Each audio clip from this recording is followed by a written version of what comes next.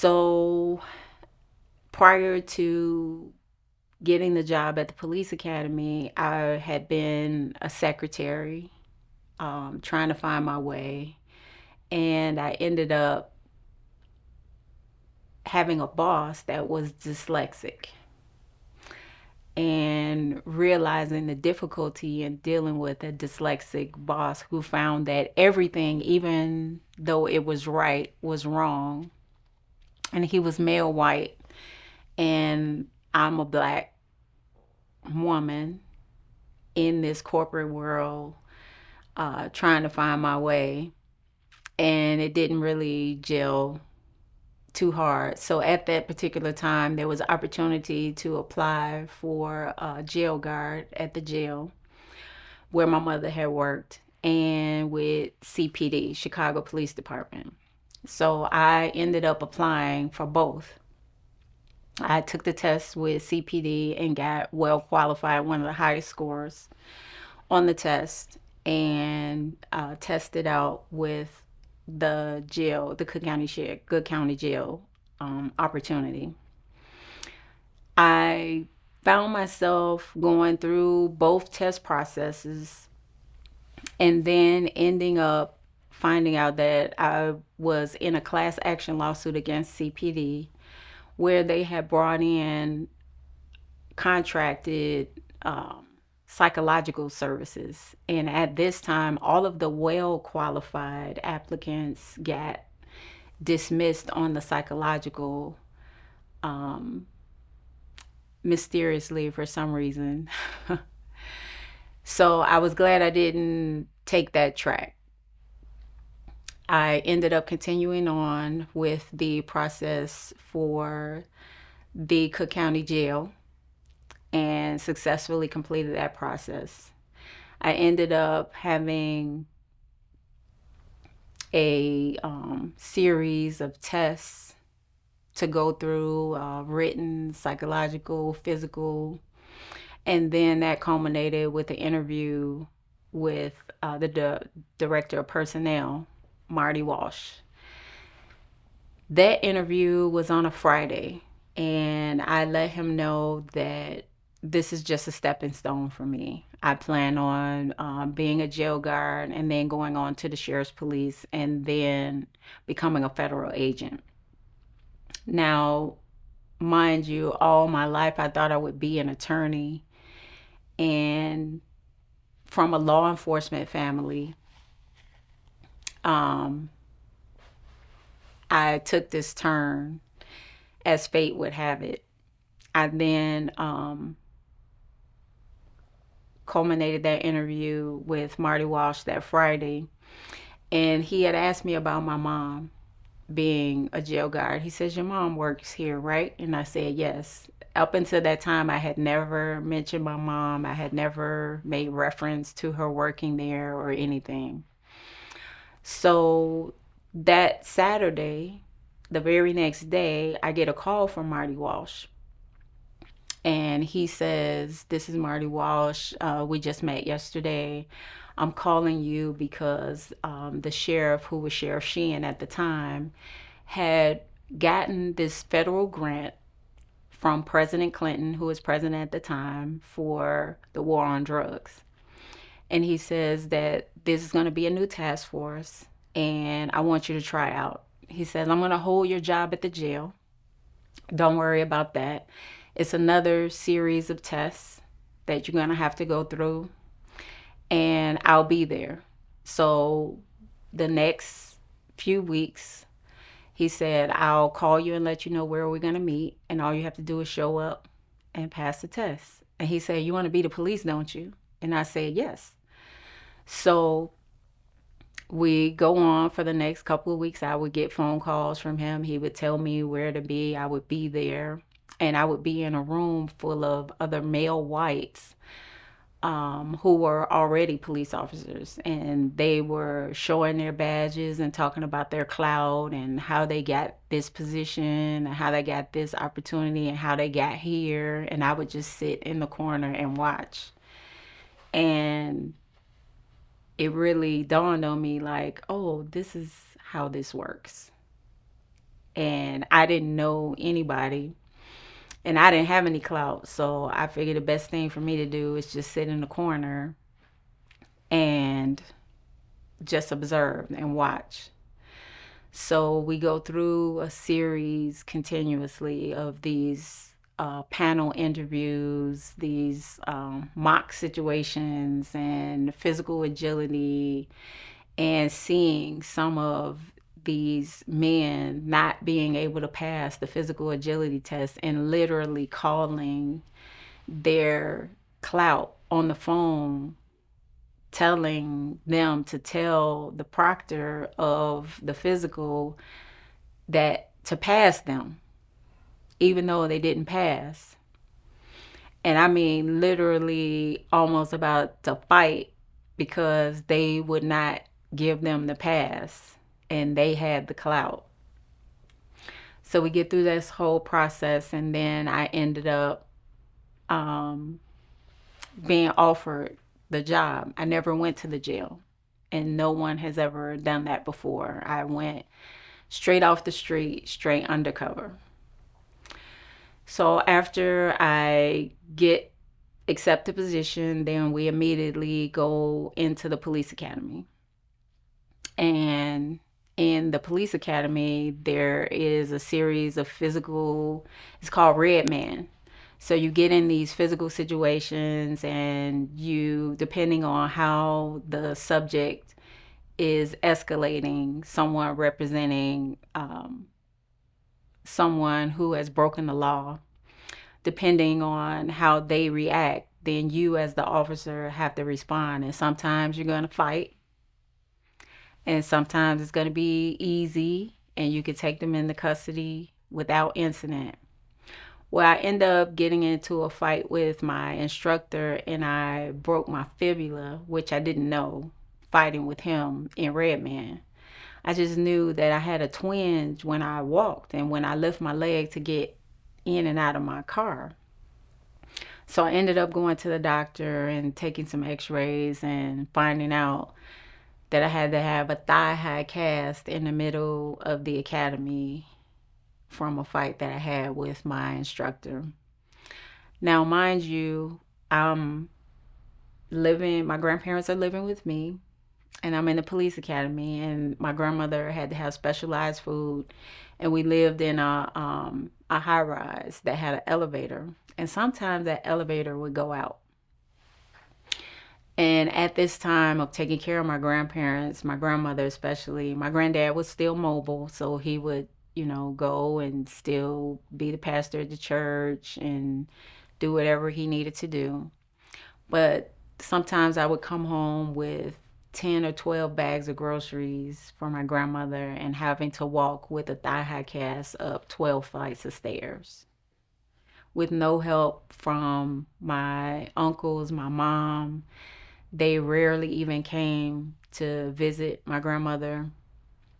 But I set it up where my grandmother would have a housekeeper. The nurses would come. They taught me how to give her insulin, how to take her blood sugar, how to take care of her burns. And I wanted them to show me everything. And I would cook for them. And whatever they ate, I ate. So we all ate the bland food, little seasoning, whatever it was that would help my grandmother. And I just can remember being so angry, like, how does this happen that this is your mother and you guys have been here a quarter of a century, 2/4 of a century, and I'm taking care of them. And they're still coming by occasionally, getting money, asking for what they need, but nobody's coming by, spending any time. My grandmother was in diapers. Nobody's changing diapers. Nobody's washing her up. So we go on, and I had numerous conversations with my granddad on why I always had to be the one to overlook others and their selfishness and things they would say to me and things that they would do to me. And I always used to battle with my granddad on why do I always have to be the one to be the bigger person.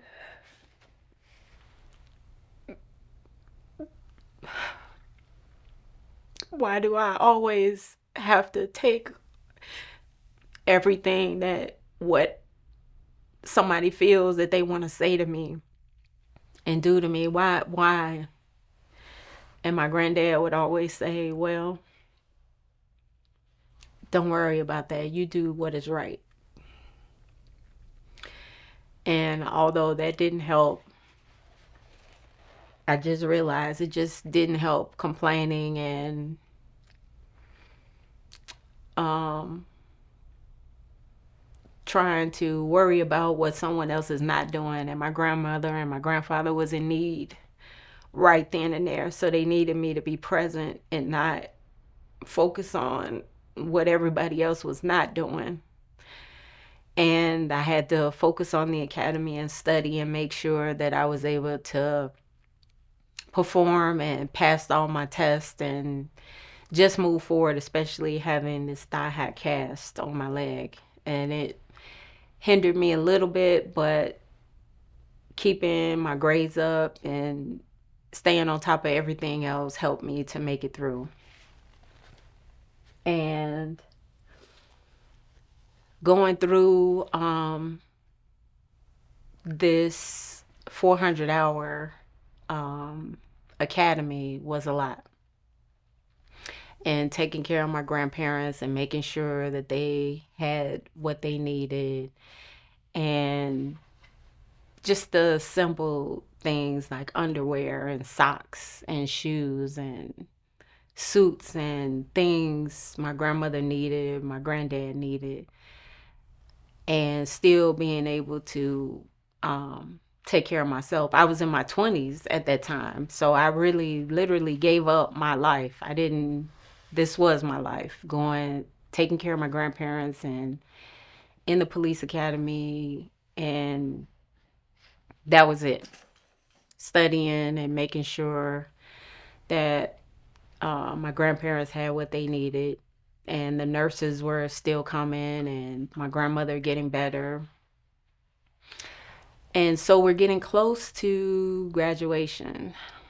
And one day I fixed my grandmother her breakfast and she still sleeps. So I'm telling her, Dot, you got to get up. It's time to eat. And she was kind of groggy. And so I go off and I'm studying. And I go back maybe an hour later and I'm saying, Dot, you got to get up. You got to get up. And she's non-responsive at this point. So I go run in the kitchen and I get some water and I just dump a bunch of sugar in it and lift her head up and start pouring it down her throat, making her swallow. I take her blood sugar and she's going into a diabetic coma. And it was nothing but God because nobody trained me to know. Nobody told me like this is what you do if the sugar gets below this point. No, this was just all God's provision and instinct. And so I'm shoving the sugar water down her throat and I'm on the phone calling 911, get an ambulance over here. And I'm talking to her, I'm slapping her cheeks like, I need you to wake up. You need to get up. And she's getting more and more combative, which means that she's coming around. And I'm trying to wait till the ambulance gets there and the paramedics, and finally they come. And I just step back and let them take over. And one of the paramedics was like, how did you know to do that? And I was like, I don't know, but I just didn't want her dying on my watch. And so they were like, she was going into a diabetic coma. But the sugar water, you saved her. You brought her around. We got her stabilized. We're going to take her to the hospital. And so I'm like, okay.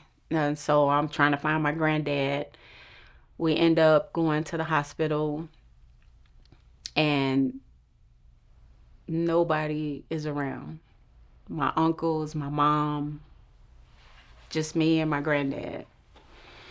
And so my brother was in Germany, and my grandmother, I think my granddad told my grandmother that Sam is my younger brother, my older brother, and he told her that Sam is on his way. And literally, she stayed alive until my brother got there from Germany, and after he got there, she died. And this was the day before my graduation from the police academy.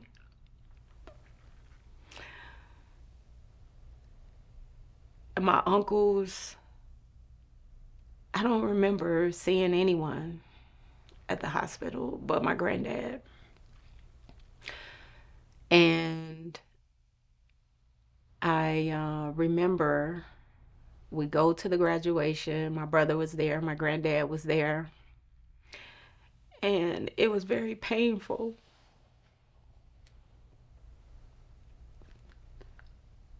because I had never experienced death that close. My granddad, he was really very strong, and he ended up handling all of the funeral arrangements because after we graduated from the police academy, I still went on to train with other agencies, the Secret Service, the FBI, the DEA, the postal inspectors. We did ride-alongs with the gang tactical units with CPD. So still having to continue on with my new founded career in training for this specialized position. And my granddad, I don't know how I found out, but I guess at the funeral home, my mom and my uncle show up, and everybody's talking about what they want, and they acting a fool and giving my granddad a hard time, and it was just sounded like a big drama scene at the funeral home. Needless to say, he gets through that, and we have the funeral, and I'm sitting there with my granddad, and for some reason, it's just the two of us sitting there. And my mom and my uncles, they were sitting on another pew. We weren't even sitting together. It was really weird. And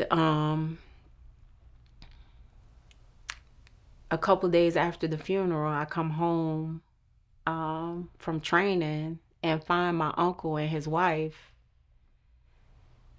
and maybe they weren't married at the time. They were going through everything in the apartment. And I come in the door, I'm like, well, what are you doing here? And they're like, well, we're here to find the insurance policies. And I'm like, insurance policy? Did you buy insurance policy? Did you pay for insurance policy? Well, no. Well, what the hell are you looking for? My grandmother, turns out, had all the insurance on my granddad, but my granddad didn't have any insurance on my grandmother.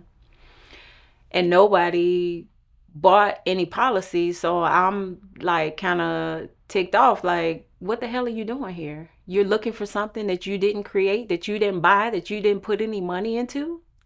Are you serious? Like, get get out. Get the fuck out. What are you doing here? Get out of my house.